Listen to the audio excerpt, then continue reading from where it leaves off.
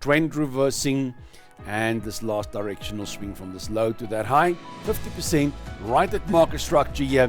That's the area I'm going to get interested in going long.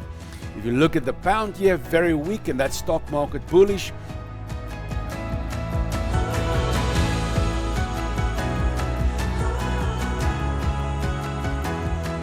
Hi everyone, welcome back to another trading day. It is Friday, 21 June 2024. Today I will trade long Swiss franc, Aussie CAD, and short the euro, the yen, and the pound. Let's start off with the dollar index. Strong dollar index yesterday, and there was no real news pushing it this far, so I don't think it's that persistent, but my short-term indicator turns slowly but surely, it's turning blue. So now I've got medium, long, and short-term bullish. But I can see on my intraday, it tells us it's under pressure because dollar was in the green zone. It's now moving into the neutral zone here. So it might be dropping. And if I look at the US markets, stock markets, I think we're going to see even a further drop in the US dollar. So for now, I have to stay bullish there on the daily, and intraday, a little bit nervous, a little bit cautious. And gold flying up on, well, a weakening of the dollar. And as I said yesterday, the double bottom, you could have bought a little bit on the breakout, so not much in the money there on the breakout, maybe $15 to $20 in the money. Then on the 4 hours, also very nice if you look at this little pattern here, which is just a triangle, just the break on the reversal of the trend here, the break, the retest, nice bullish engulfing. So there was another option of getting into the trade. So there was plenty of options getting into this based on both these setups, dailies and 4 hours. Let's see, it could retest those highs and then we'll take it from there again. But on a weakening dollar, I turn more and more bullish on gold. But the trend is still a worrisome part. But we've got the flag pattern, consolidation pattern breakout now. So let's see how that plays out. So a retest, counter reversal, that'll get me to add a little bit more. Just the trend stays a little bit bearish here on the short term, so I just need that to turn blue. That should take a day or two or three, and then we should be all bullish and see what happens. Bitcoin under pressure, definitely.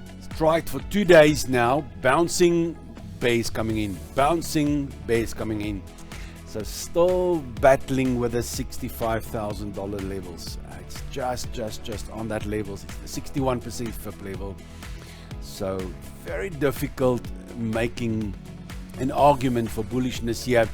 As I said, for the last few days, I'm very cautious because I see another bear trend starting within the previous bear trend. And the last time we had that was a long time ago. Let me find it. Yeah. You can see here, we started the bull, bear, started bull, bearish again, another push down the page here. And this was what I'm worried about, that we're going to get that again. But that's not the end of the world. That's Bitcoin at a discount. And if that persists, we should see another test of this 60,000, 59, even as low as $58,000, $57,000. We could see. But we'll see. The falling trend line will guide us most likely there. If it breaks above, then things should slowly but surely start turning back bullish. I'm not saying it will go down there. I say it could go down there if this bear trend persists. You can see how far it dropped here. It could drop the same distance here again. So Bitcoin or cryptocurrencies under pressure for now, so not very keen on buying at present. In the Euro US, we got the breakout there. I said to you, that's a little bit of a short yesterday, looking good at this stage. Target needs to be right on these lows here. So I won't do the retest now. I would trail the stop loss to entry now on that long upper shadows. Pull stop loss to entry that you don't lose money on this trade. It's gone far enough. The shadows there shows me there was enough resistance there. So if it cuts through, it's most likely going to go to stop loss. Euro still red zone. Dollar neutral zone, so I'm not that keen there. But I still want to be short in the euro, and I'll just stick with this one. There's no Fibonacci retracements that I can add to the trade for now, just a simplistic breakout trade. Before we continue, thank you for today's sponsor again, Incasu. When your business needs a reporting platform to improve the quality and speed of making decisions, consider Insight BI, a seamless add-on for reporting and business intelligence. Insight BI is an all-in-one, cloud-based 24/7 reporting solution. For more info, check out the link in the description. In the Swiss yen, Swiss green zone, yen red zone, bottom of the pile, need a retracement back to the 61% level, right at market structure here. At that point, I will consider some longs, some nice bottom reversals there. Pound Australian dollar, nice swing down the page forming here. Pound red zone and Aussie green zone, all the sparkle. The Aussie at this stage, so I want to be long Aussie, so shorting the pound Aussie will give me that long. A retracement back to the 50-61% right at structure here, that'll get me interested in selling short. US yen, lovely move up the page. We see a strong run up the page. Dollar neutral, but yen bottom of the pile. I want to be short yen, going long here will give me that short in the yen. And on my mentoring program I showed you yesterday, we had this nice trade there coming in there, the consolidation, the retest, and then a nice hammer candle that got us into the trade. We got targets all over the place. Huge trade that for us, but nonetheless now we're waiting for a retracement, and once I get a retracement back to this level here, these highs, I'll then look for some long setups on candle reversals. Dow Jones, on a weakening dollar, I'm getting interested in longs here. So this last swing, retracement back to 61%, which is right at that market structure there. As long as the dollar keeps weakening, I will look at longs at that area there. In the New Zealand yen, nice run up the page. New Zealand a little bit neutral, but yen bottom of the pile. I want to be short yen, going long here will give me that short in the yen, but not at those levels. I want to see a retracement to the structure here. Once I get a retest of the structure and a candle reversal, I'll then consider some long positions.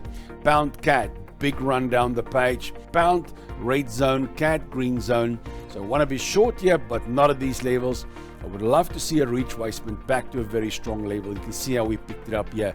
Support, resistance, support, support. So when it gets back up there, it should be resistance. So I will see between the 50 and 61%. If I can test that level, candle reversal, I'll then take some shorts. FTSE, nice bottom reversal here. We can see we played out this whole bottom here, trend reversing, and this last directional swing from this low to that high, 50% right at market structure here.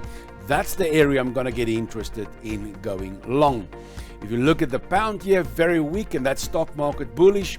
So when the FTSE retraces, hits this level, I look for candle reversals, and then I'll take some long setups. But guys, trading isn't just about my insights. Please fill up the comments below this video. You can support this channel by checking out all the links in the description.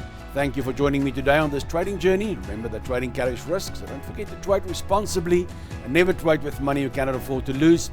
Can't wait to see my next video. Until then, trade well.